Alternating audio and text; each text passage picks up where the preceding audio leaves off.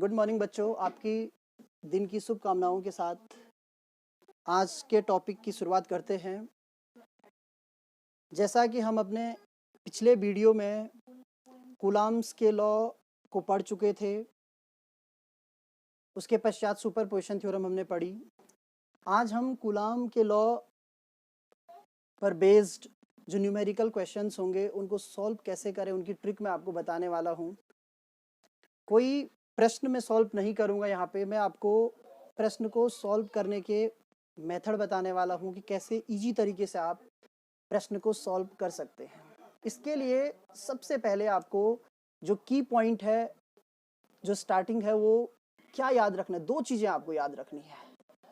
माना कोई आवेश है प्लस क्यू, एक पॉजिटिव चार्ज है, और इस चार्ज से आपको किसी दूसरे चार्ज पर, यानी कि ये Q1 है और ये Q2 है, आपको इस पर बल निकालना है। तो जब आप इसके कारण इस पर बल निकालेंगे, यानी कि force on Q2 due to Q1, तो आपने इसका साइन क्या है, इसलिए मैंने यहाँ पे कोई साइन रखा भी नहीं है। इस साइन पे आपने ध्यान नहीं देना। ये पॉजिटिव है नेगेटिव है, इससे आपको कोई लेना देना नहीं। इसका साइन क्या है, इस पे आपको ध्यान देना। अगर ये पॉजिटिव है तो आपको यहाँ पर जो फोर्स है उसकी डायरेक्शन आउटवर्ड करनी, उसी लाइन को सीधे आगे बढ़ा देना, यानी कि फोर्स की डायरेक्शन हो जाएगी F21। अगर Q1 माइनस है और Q2 का चार्ज फिर से हम ध्यान नहीं रखेंगे, ये माइनस है और आपको Q2 पर फोर्स फाइंड करना है Q1 की वजह से, तो इस टाइम जो डायरेक्शन होगी वो Q2 से सीधी से लाइन पे आपको अंदर को आ जाना है, यानी कि फोर्स होगा F21, परंतु उसकी डायरेक्शन होगी अंदर की तरफ। केवल ये दो चीजें अगर आप याद रखते हैं तो कितना भी टफ क्वेश्चन हो आप उसको बहुत अच्छे तरीके से सॉल्व कर सकते हैं। तो आइए हम सबसे पहले एक ट्राइंगल बेस्ड क्वेश्चन लेते हैं। त्रिभुज से संबंधित क्वेश्चन यहाँ पे पूछा जाता है और वर्ग से संबंधित क्वेश्चन पूछे जाते हैं। तो पहला क्वेश्चन हम जो लेंगे वो एक त्रिभुज पे लेंगे। ज़्यादातर समबाहु त्रिभुज ही यहाँ पर पूछा जाता है। तो यहाँ पर एक समबाहु त्रिभुज है जिसकी भुजाएं क्रमशः A, B और C है। A पर Q1 चार्ज रखा गया है, B पर Q2 और C पर Q3 चार्ज रखा गया है। पहला केस है Q1 पॉजिटिव है, Q2 भी पॉजिटिव है और हमें Q3 पर बल याद करना है Q1 और Q2 के कारण। तो जो अभी मैंने आपको नियम बताया उसका अगर हम प्रयोग कर लेते हैं तो Q1 के कारण Q3 पर जो बल होगा उसकी दिशा सीधे बाहर की ओर, यानी कि F31, और Q2 के कारण भी जो बल होगा तो इसी लाइन को आगे बढ़ाते हुए इस तरीके से F32। अब देखिए, एक बल ये है और एक बल ये है, इस तरीके का कुछ बना आपके पास।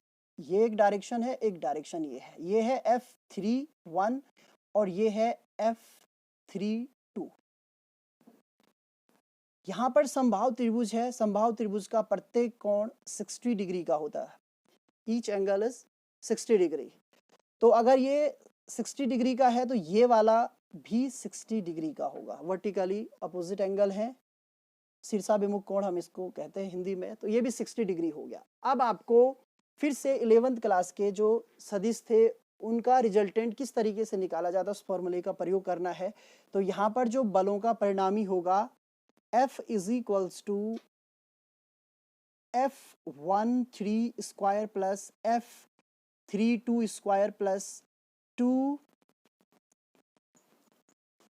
F13 F32 कॉस थीटा, और यहाँ पर जो थीटा की वैल्यू है वो 60 है। बस इस वैल्यू को आप रख देंगे, उसके बाद आप सॉल्व करेंगे। यहाँ से जो मान आएगा, अगर ये चार्ज बराबर हैं तो ये और ये दोनों चार्ज अगर बराबर हैं तो यहाँ पर जो मान होगा वो बराबर होगा। जो भी हो आप इसको सॉल्व करें और सॉल्व करने के बाद इस फॉर्मूले में रखें और इसको सॉल्व करें, तो वही यहाँ पर परिणामी बल का मान होगा। तो ये पहला टाइप है जहाँ पर मैंने दोनों ही आवेश, दोनों ही चार्ज पॉजिटिव लिए, उसको सॉल्व करने का तरीका आपको बताया। आपको केवल एक ही चीज ध्यान रखनी है कि जिन आवेश के कारण जिस आवेश पर बल निकालना है वहां पर आपको दिशा बाहर की ओर रखनी है। उसके बाद जो फिगर बनेगी ट्राइंगल में उसमें आपको परिणामी वाला फॉर्मूला लगाना है जो कि इस प्रकार से होता है, इसे सॉल्व कर लेना है। अगला टाइप देखते हैं, इसमें हम एक ऋणात्मक आवेश लेने वाले हैं और एक धनात्मक लेने वाले हैं। तो ये एक ट्राइंगल है, इस ट्राइंगल में यहाँ -Q2 है, यहाँ -Q1 है और इनके कारण Q3 पर हमें बल ज्ञात करना है। इस पॉइंट पर ये A है, ये B है और ये C है। इस टाइम हम यहाँ फाइंड कर रहे हैं। तो देखिए, जब Q1 के कारण Q3 पर हम फोर्स निकालते हैं तो मैंने अभी जो रूल बताया था उसके हिसाब से आपको इसी लाइन पे दिशा अंदर की ओर करनी है, यानी कि ये हो जाएगा F31।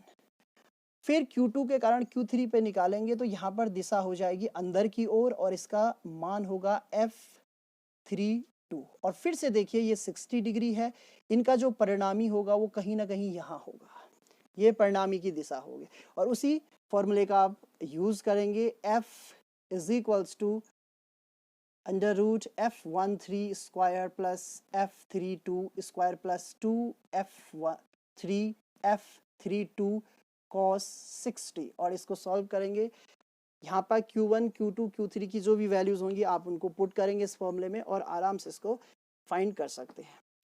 तीसरी कंडीशन लेते हैं, एक पॉजिटिव चार्ज लेंगे, एक नेगेटिव लेंगे और उनके कारण किसी थर्ड चार्ज पर हम फोर्स फाइंड करेंगे।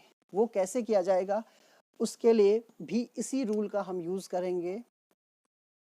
ये एक फिर से एक ट्रायंगल लिया, A, B और C। Q1 पॉजिटिव है, Q2 नेगेटिव है और Q3 पर हमें फोर्स फाइंड करना है।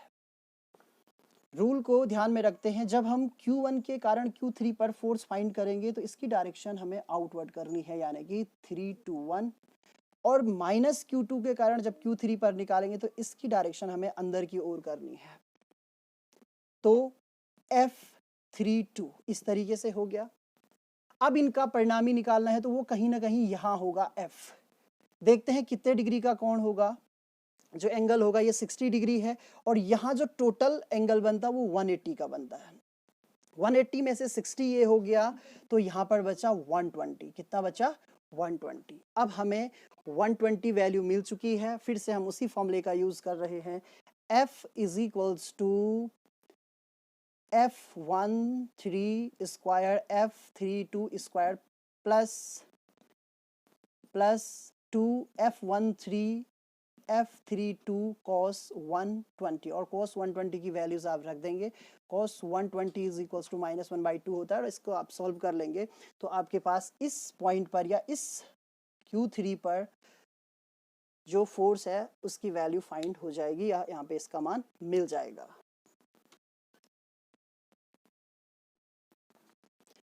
जैसा कि इस प्रश्न में मैंने आपको समझाया कि यहाँ पर Q1 प्लस चार्ज था, यहाँ पर Q2 माइनस चार्ज था और Q3 पर जो फोर्स की डायरेक्शन थी वो प्लस के कारण बाहर की ओर आई, ये अंदर की ओर आई और उनका परिणामी हमने ज्ञात कर लिया। इसी तरीके से अगर इलेक्ट्रिक फील्ड वाले क्वेश्चन होते हैं, वैद्युत क्षेत्र से संबंधित क्वेश्चन होते हैं, तो आपको वो भी इसी तरीके से करने हैं, यानी कि कुछ भी अंतर नहीं है, केवल फॉर्मूले में अंतर आ जाएगा। जहाँ F का फॉर्मूला F = 1/4πε0 Q1 Q2/r² होता है, वहाँ पर चेंज क्या होगा, यहाँ पर जो ये चार्ज होगा वो नहीं दिया जाएगा, यहाँ पे एक बिंदु दिया जाएगा कि इस बिंदु पर परिणामी वैद्युत क्षेत्र ज्ञात कीजिए। तब आपको E = 1/4πε0 Q1/r² या E2 = 1/4πε0 Q/r² यूज करना। यहाँ पर Q2 हो जाएगा। यहाँ पे इस आवेश के कारण वैद्युत क्षेत्र और इस आवेश के कारण वैद्युत क्षेत्र और बाकी कुछ भी अंतर नहीं होगा, यानी कि जो डायरेक्शंस हैं, जो दिशाएं हैं वो इसी तरीके से होंगी और जो परिणामी का फॉर्मूला है वो भी यही रहेगा। E = E1² plus E2² plus 2E1 E2 cos 120। और जो मैंने बाकी केसेस आपको इससे पहले पढ़ाए वो भी डिटो इसी तरीके से आपको करने हैं। तो त्रिभुज संबंधी जो सबसे ज़्यादा क्वेश्चन पूछे जाते हैं वो इसी पैटर्न पे पूछे जाते हैं और उनके लिए ये सबसे इजी तरीका है करने का। और अगर एक बार आप इसकी प्रैक्टिस कर लेते हैं, मैंने एक जर्नल तरीका आपको बताया है, कोई भी पर्टिकुलर क्वेश्चन मैंने इसमें नहीं लिया है। यहाँ पे केवल आपको Q1 Q2 और Q3 के मान रखने हैं और सॉल्व करना है। उसके बाद इसमें एक बात का आप विशेष रूप से ध्यान रखेंगे कि अगर Q1, Q2, Q3 के मान माइक्रो कूलाम या पीको कूलाम या नैनो कूलाम में दिए जाते हैं तो आप उनको फर्स्ट SI यूनिट में ज़रूर कन्वर्ट करें। और ये जो डिस्टेंस है समबाहु त्रिभुज की, ये जो भी दी जाएंगे मीटर में या सेंटीमीटर में, मीटर में दे दे तो सही है, अगर सेंटीमीटर में दे तो आप उसको भी ज़रूर मीटर में पहले कन्वर्ट करें और उसके बाद इसको ईजी तरीके से सॉल्व करें। और आपका कैलकुलेशन अच्छा होना चाहिए, तभी जाके आप अच्छे से क्वेश्चन कर पाओगे।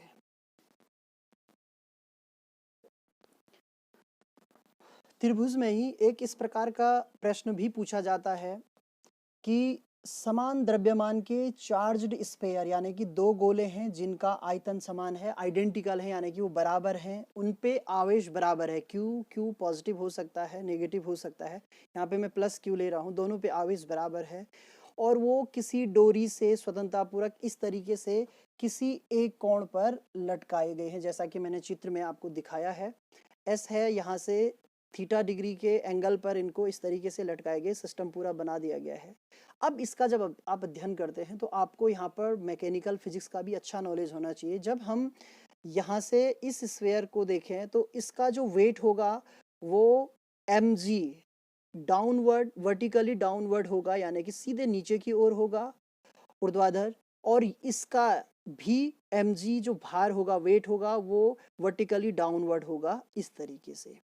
अब ये दोनों के दोनों इस सिस्टम में हैं और एक संतुलन की अवस्था में, इक्विलिब्रियम वाली कंडीशन है, तो ये दोनों ही एक दूसरे को प्रतिकर्षित कर रहे होंगे। अगर एक पॉजिटिव एक नेगेटिव होता है तो आकर्षित कर रहे होंगे, कोई और फैक्टर होगा जो उनको बैलेंस करेगा। यहाँ पर ये प्रतिकर्षण के कारण इस व्यवस्था में है, तो इन पे फोर्स F और F, क्योंकि दोनों बराबर हैं तो दोनों पे बराबर फोर्स लगेगा। एक की डायरेक्शन ये होगी, दूसरे की डायरेक्शन ये होगी। यहाँ पर अधिकतर या तो इस डोरी में टेंशन पूछा जाता है, तनाव पूछा जाता है, या कभी कभी फोर्स की वैल्यू पूछ ली जाती है, या कभी कभी इसमें द्रव्यमान पूछ लिया जाता है, और कभी कभी इसमें जो वैल्यू होगी संतुलन की अवस्था में, इसमें एक्सेलेरेशन पूछ लेता है, या कुछ और भी पूछ लेता है, टाइम पीरियड पूछ लेता है। माना ये ऑसिलेशन कर रहे, दोलन कर रहे हैं, तो टाइम पीरियड पूछा जाता है। यहाँ पर लेमी का एक प्रमेय है, उसका आपको यूज करना है। लेमी प्रमेय, लेमी की थ्योरम है, उस थ्योरम के हिसाब से होता है, जैसे F है तो F के सामने जो भुजा है, यानी F upon AO is equals to T upon T के सामने है AS is equals to W यानी mg अपॉन, और mg के लिए आप ये वाली दूरी ले लें SO वाली। तो इसमें से जिस जिस फैक्टर की आपको ज़रूरत होगी वो आपको ज्ञात करना है। इलेक्ट्रिक फील्ड के बाद ये क्वेश्चन अधिकतर पूछा जाता है, हालांकि मैंने यहाँ पे ही आपको समझा दिया है। तो जो F की वैल्यू होती है इलेक्ट्रिक फील्ड जब हम पढ़ लेंगे तो वो QE होती है, तो कभी कभी इसमें E का मान भी ज्ञात करने के लिए पूछा जाता है। यहाँ पर आपको ये यूज़ करना है, F is equals to QE और W is equals to mg, और इसमें जो भी क्वेश्चन होगा वो इससे सॉल्व होगा। इतने मैंने आपको क्वेश्चन के तरीके बताए। F पूछ सकता है, टेंशन पूछ सकता है, वेट पूछ सकता है, या इनमें द्रव्यमान पूछ सकता है, आवेश पूछ सकता है, और ई पूछ सकता है। इस प्रमेय का आपको प्रयोग करना है, और जिसकी वैल्यू पूछी गई है उसको सॉल्व करके आप आराम से इस तरीके के क्वेश्चनों को भी सॉल्व कर सकते हैं। जैसा कि मैंने आपको अपने पहले मेथड में बताया कि एक प्लस Q1 चार्ज है, प्लस Q2 चार्ज है, और उनके कारण हम Q3 पर बल ज्ञात कर रहे हैं, और उसके लिए मैंने बताया था कि इससे आउटवर्ड, इससे भी आउटवर्ड, और उनका परिणामी ये होगा। ये मैं पहले आपको बता चुका हूँ। परिणामी जो आया, जो परिणामी की दिशा है, उसके लिए मैंने अलग से एक फिगर बनाया है इस तरीके का, F31, F32, और जो परिणामी होगा इनका F की डायरेक्शन ये होगी इस तरीके से। अगर हम देखें एक लाइन ज्वाइन कर रही है यहाँ से लेकर इसके मिड पॉइंट को, यानी कि मध्य बिंदु को, जहाँ पर हमने एक आवेश Q रखा है। अधिकतर क्वेश्चन में इस आवेश का मान पूछा, क्वेश्चन इस तरीके से बनाया जाता है कि एक समबाहु त्रिभुज है, इक्विलेटरल ट्रायंगल है, और उसमें इस तरीके की व्यवस्था दी गई है, और मिड पॉइंट पर एक आवेश Q रखा गया, एक चार्ज Q रखा गया है। उस पर आपको या तो उस चार्ज की वैल्यू फाइंड करनी है, चार्ज की ही वैल्यू अधिकतर पूछी जाती है, चार्ज की वैल्यू फाइंड करनी है कि वो कितना चार्ज है अगर ये संतुलन की अवस्था में है। तो आप इसमें इस तरीके से समझिए कि पहले यहाँ पर इस पॉइंट पर आप इस सिस्टम की वजह से इसको कुछ देर के लिए भूल जाइए कि यहाँ पर कोई आवेश भी है। इसके वजह से यहाँ पर पहले इन दो आवेश की वजह से एक परिणामी ज्ञात कीजिए। वो परिणामी F इस तरीके से आया। उसके पश्चात आप ये देखें कि यहाँ से ओ पर क्या रखा गया है, एक आवेश क्यू रखा गया। सबसे पहले आपको ये डिस्टेंस चाहिए।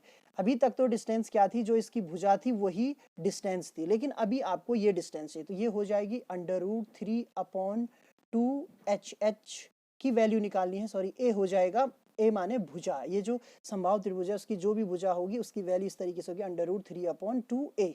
ए का मान आप रखेंगे, इसको सॉल्व कर लेंगे। डिस्टेंस आपको मिल गई है।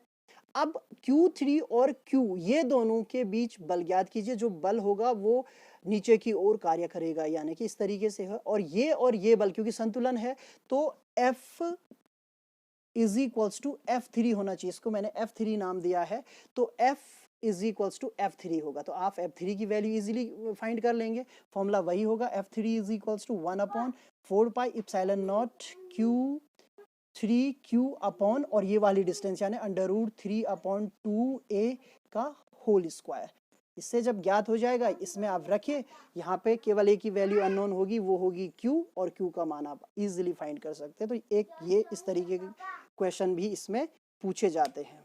तो आज मैंने जितने भी ट्राइंगल से संबंधित प्रश्न करने के तरीके आपको बताए, आशा करता हूं कि आपको समझ में आ गए होंगे और आप इनसे संबंधित प्रश्न जरूर करेंगे। अगर किसी को फिर भी दिक्कत होती है तो वो कमेंट बॉक्स में मुझे लिख के दें कि आप एक आधा क्वेश्चन भी सॉल्व कराएं, तो मैं वो क्वेश्चन भी आपको सॉल्व करवा दूंगा। धन्यवाद।